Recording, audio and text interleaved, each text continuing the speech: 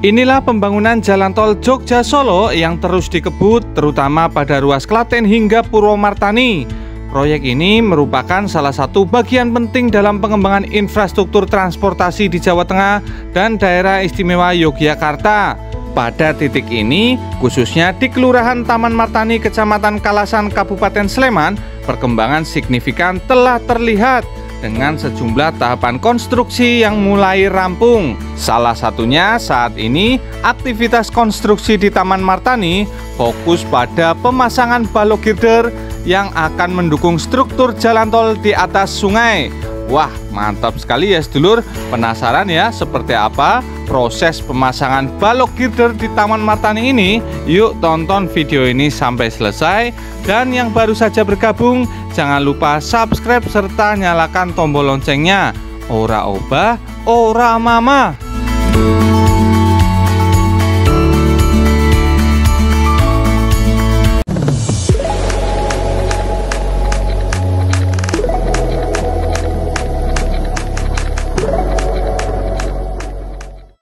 Halo, assalamualaikum sedulur, balik lagi di channel Kakak TV. Di kesempatan kali ini, tepat tanggal 6 Oktober 2024, kita akan melihat kondisi terbaru pengerjaan jalan tol Jogja Solo di wilayah Taman Martani.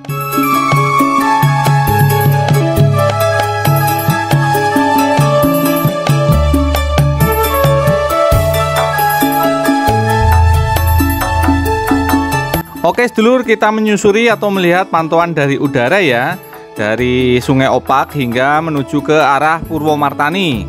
Nah, saat ini aktivitas konstruksi di Taman Martani sendiri fokus pada pembangunan fondasi untuk pilar-pilar yang akan mendukung struktur jalan tol di atas Sungai Opak. Pembangunan ini sangat krusial sedulur, mengingat Sungai Opak yang berhulu di Gunung Merapi dan bermuara di Samudra Indonesia sering menjadi jalur lahar dingin.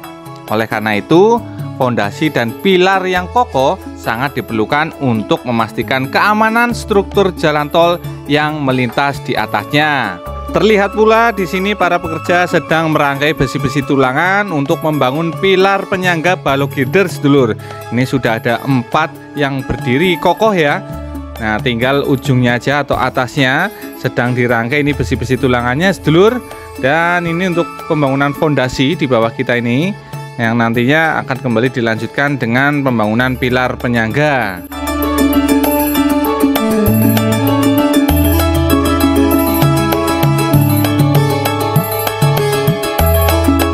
Di Taman Martani sendiri, pembangunan box underpass sudah selesai dilakukan sedulur. Tanah uruk di area ini juga telah mencapai ketinggian yang diharapkan. Nah, ini menunjukkan kesiapan lokasi untuk tahap-tahap konstruksi selanjutnya. Oh iya sedulur, sebagai informasi, proyek jalan tol Jogja Solo seksi 1 yang mencangkup ruas Klaten hingga Purwomartani ini akan melintasi 4 desa utama di daerah istimewa Yogyakarta.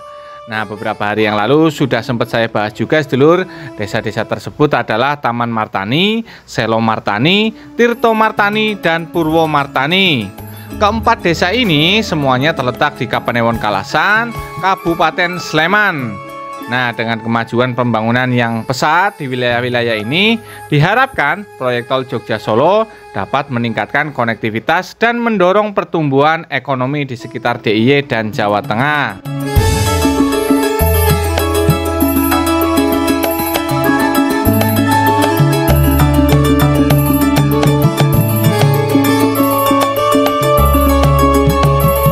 Oke sedulur, saat ini kita masih berada di wilayah Taman Martani, Kecamatan Kalasan, Kabupaten Sleman. Nah, ini saya dapat momen, ternyata di sini ada aktivitas alat berat sedang melakukan proses pemasangan girder. Terlihat ada 9 balok girder yang sudah terpasang. Ini satu lagi sedang diangkut atau dimuat ya sedulur. Nah, menyisakan 2 balok girder. Wah, mantap sekali nih. Oh yes, sedulur, dalam pembangunan jembatan yang memiliki bentang panjang, penggunaan material yang kuat dan tahan lama adalah suatu keharusan. Salah satu material yang sering digunakan adalah jembatan girder yang memiliki ukuran mencapai 30 hingga 50 meter. Nah, yang kita lihat ini ukurannya adalah 30 meter. Girder atau gelagar merupakan pilihan yang sangat populer di kalangan kontraktor jembatan sedulur karena dianggap lebih praktis dan kokoh. Jenis-jenis girder yang tersedia bervariasi, memungkinkan pemilihan sesuai dengan kebutuhan proyek pembangunan jembatan. Nah, mungkin banyak yang belum tahu pengertian dan fungsi girder itu sendiri ya sedulur. Girder adalah sebuah balok yang ditempatkan di antara dua penyangga yang bisa berupa pilar atau struktur penopang lainnya. Bentuk balok girder yang sangat beragam, ada bentuk kotak, terus ada lagi itu trapesium, huruf U, huruf I, dan huruf T. Girder ada yang diproduksi dan sudah menjadi barang jadi sebelum diangkut ke lokasi proyek. Sementara girder lainnya dicor di lokasi proyek karena pembuatannya disesuaikan dengan kebutuhan proyek tersebut. Nah, kalau di lokasi ini girder sudah menjadi barang jadi ya sedulur. Secara umum, girder jembatan memiliki fungsi sebagai penyalur beban dari konstruksi jembatan ke bagian bawahnya yang disebut abutment, sehingga beban dapat didistribusikan secara merata. Hal ini bertujuan untuk menghindari terjadinya pergeseran beban atau gaya yang dapat merusak struktur jembatan.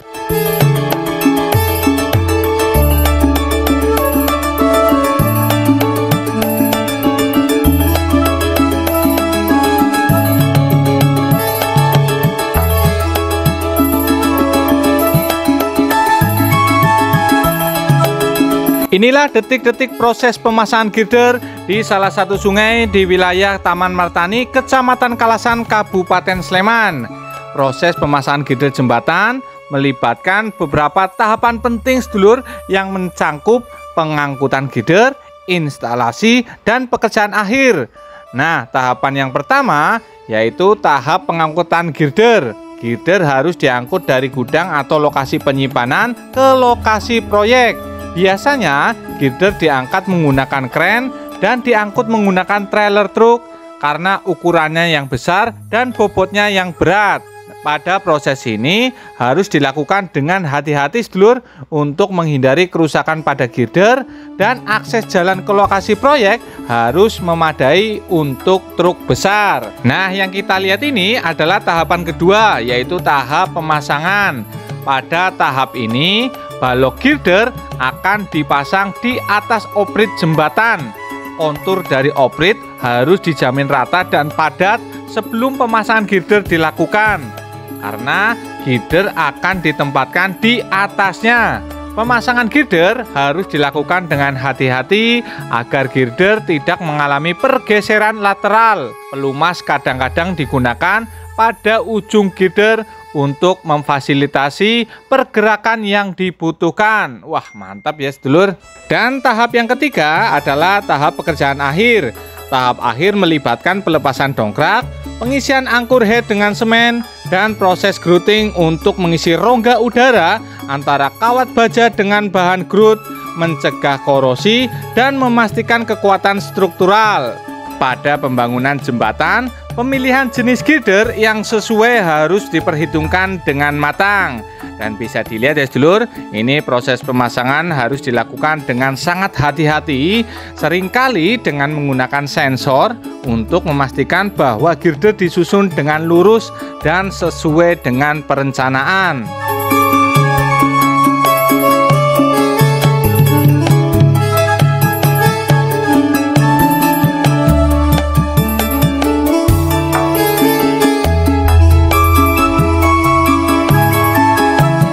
Pembangunan jalan tol Jogja-Solo pada ruas Klaten Purwomartani, khususnya di wilayah Taman Martani, menunjukkan progres yang sangat signifikan sekali ya sedulur, dengan rampungnya beberapa tahapan penting seperti box underpass dan pemasangan girder.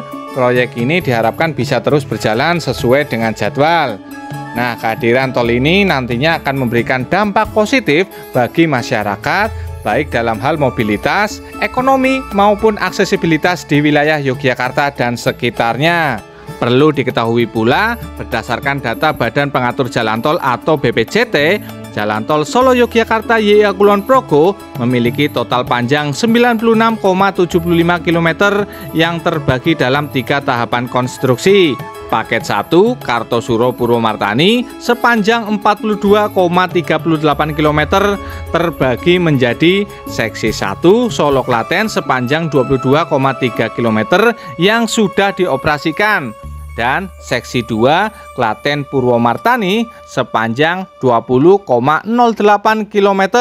Kemudian paket 2 Purwomartani Gamping sepanjang 23,43 km terbagi menjadi seksi 2.1 Purwomartani Monjali sepanjang 9,43 km dan seksi 2.2 Monjali Gamping sepanjang 14 km.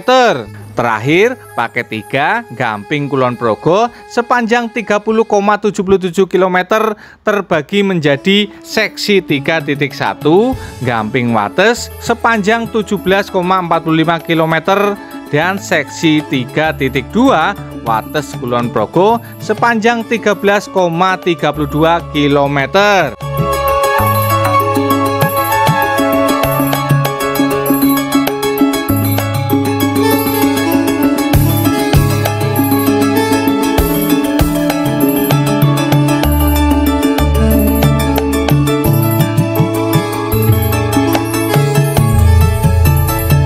Oke, mungkin sekian dulu video dari saya. Semoga bermanfaat. Mohon maaf jika ada salah-salah kata dan informasi. Serta buat kalian yang suka video ini, jangan lupa like, komen, share, dan subscribe. Juga nyalakan tombol loncengnya agar kalian tidak ketinggalan informasi terbaru dari kami. Terima kasih yang sudah menonton video ini sampai selesai. Wassalamualaikum warahmatullahi wabarakatuh. Ora obah, ora mama.